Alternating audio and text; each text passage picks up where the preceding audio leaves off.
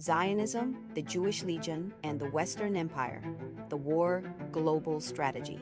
To understand how Zionism became a permanent instrument of global power, rooted in brutality, deception, mass manipulation, and imperial wars, we begin with its most unfiltered architect, Vladimir Jabotinsky. Jabotinsky wasn't a religious figure. He wasn't a mystic. He was an imperial strategist, fluent in Russian, shaped by European white supremacism, and committed to building a Jewish state, not through negotiation, but through militarized conquest. He was born in Odessa, then part of the Russian Empire, now Ukraine, a vibrant port city with a large Jewish population, shaped by commerce and cosmopolitan politics. Jabotinsky came of age during the revolutionary upheavals of the early 20th century. But he didn't side with the working class. He rejected socialism. He rejected the internationalist ideals of the Jewish Labor Bund, which was the largest anti-Zionist Jewish organization. Instead, he aligned himself with Western capitalism and imperial white supremacy, believing that Jewish survival would come not through equality, but through colonial power and exclusion of those outside Europe. He saw in Russia only weakness, internal revolution, class opposition to capitalism, and increasing anti-Semitism from both Tsarists and revolutionaries.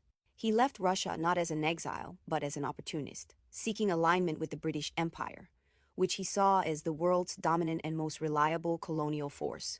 But Jabotinsky was not the originator of the Zionist vision. He was its executioner. He was the result of years of Zionist ploys.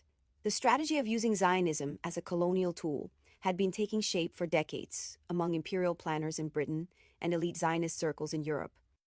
Jabotinsky's contribution was tactical. He was the military organizer, the propagandist, and the terrorist operator tasked with converting imperial design into violent reality. He mobilized troops, ran hundreds of covert operations, and trained Zionist militias for ethnic warfare. Genocide was his mission. His role was not theoretical, it was operational. His opportunity came with World War I. This was not simply a war of European rivalries. It was a global contest between empires, Britain, France, and Russia on one side, Germany, Austria, Hungary, and the Ottoman Empire on the other. While Europe was the battlefield, the Middle East was the prize. The Ottoman Empire, weakened but still vast, held Palestine, Syria, Iraq, and Arabia. Germany had invested heavily in Ottoman infrastructure, building railways to Baghdad, supplying weapons, and training Turkish officers. Germany's alliance with the Ottomans gave it strategic access to Middle Eastern oil and overland routes to Asia. Britain, already the dominant colonial empire, saw this as a direct threat. Control over the Suez Canal, access to India, and domination over the oil-rich Arab world depended on dismantling Ottoman-German cooperation.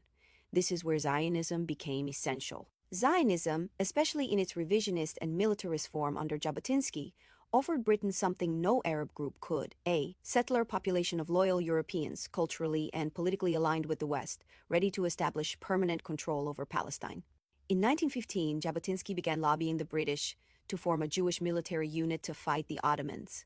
With Joseph Trumpeldor, he created the Zion Mule Corps, and later the Jewish Legion, 5 battalions of Jewish volunteers who fought under the British Army in Egypt and Palestine. The Jewish Legion wasn't just a military experiment.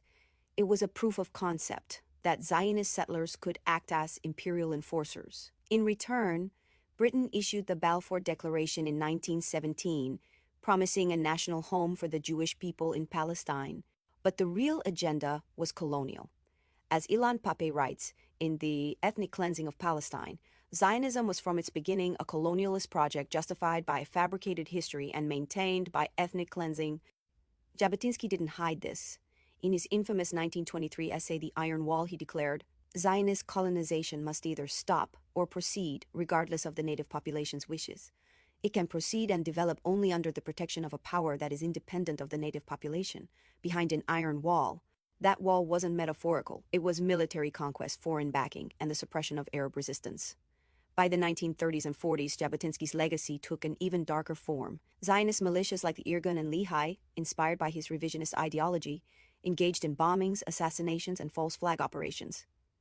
These were not defensive actions. They were terrorist tactics meant to drive Palestinians out, intimidate British officers, and create chaos that forced Jewish migration. Historian Lenny Brenner documented how Zionist agents in Iraq bombed Jewish targets in Baghdad to panic the Jewish population into fleeing to Israel. Zionist leaders blocked Jewish migration to the US, Britain, and Latin America to ensure Palestine became the only refuge.